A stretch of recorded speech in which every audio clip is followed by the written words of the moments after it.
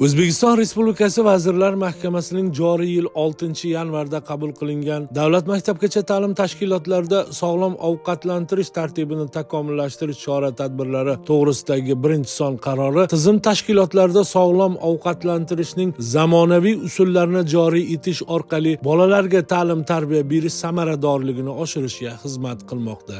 Namangan tumani maktabgacha va maktab ta'limi bo'limiga qarashli 36 davlat maktabgacha ta'lim tashkilotida tashkil etilgan viloyat seminari yuqorida ta'kidlangan hukumat qarorining ijrosi va uning mazmun mohiyatini keng targ'ib etishga bag'ishlandi. Unda viloyat maktabgacha va maktab ta'limi boshqarmasi boshlig'ining o'rinbosari Muzaffar Mo'minov, Namangan tumani hokimi o'rinbosari Omonjon Said Azimov, tuman maktabgacha va maktab ta'limi bo'limi mudiri Elbek Ermirzayev, boshqarmaning sog'lom ovqatlantirish shu'ba mudiri Sirojiddin Karimov, tuman sanitariya epidemiologik osoyishtalik va jamoat salomatligi bo'limi hamda davlat maktabgacha ta'lim tashkilotlariga outsourcing xizmati ko'rsatuvchi Abdulaziz Muhammad Ali savdo sanoat 2012 korxonasi vakillari, shuningdek tumandagi davlat maktabgacha ta'lim tashkilotlari direktorlari, brekrash komissiyalari a'zolari, oshpazlar ishtirok etdi. Mahkamasining birinchi sonli qaroridagi belgilangan vazifalar, ya'ni mavsumiy taomnomalar asosida tarbiyalanuvchilarni qaysi tartibda ovqatlantiramiz, ya'ni ularning ovqatlanishini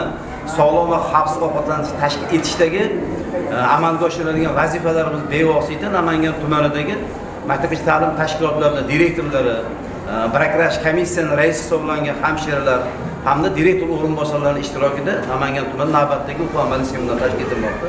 Ko'zlangan maqsadimiz qaror ijrosini to'laqonli ta'minlashdan iborat hamda tarbiyalanuvchilarimizni hamma ta'lim muassasalarimizni bir xil chiroyli belgilangan tartib asosida sog'lom va xavfsiz ovqatlantirishdan iborat. Seminar davomida tibbiy ko'rik, investitsiya, brekrash komissiyalari, yagona mavsumiy taomnoma kabi masalalar muhokama qilindi. Shuningdek, mavsumiy taomnomaga muvofiq olib kelingan oziq-ovqat mahsulotlari, ulardan tayyorlangan taomlar ko'rgazmasi namoyish etildi. Jarayonlarda sog'lom ovqatlantirishning zamonaviy usullari, hamshiralarning ish hujjatlari ko'zdan kechirildi. Brekrash komissiyalarining vakolat vazifalari to'g'risida fikrlar almashindi. E'tiroflarga ko'ra, outsourcing xizmati joriy etilgandan buyon sog'lom ovqatlantirish amaliyoti ham sifat ham miqdor jihatdan ijobiy tus oldi. Chunki yuqorida ta'kidlangan qaror maktabgacha ta'lim tashkilotlariga outsourcing xizmati ko'rsatuvchi korxonalar zimmasiga taomni bola yoshiga mos taqsimlash, kam yog'li va kam shakarli taom tayyorlash, tavsiya etilgan mahsulotlardan to'g'ri va zamonaviy usulda foydalanish,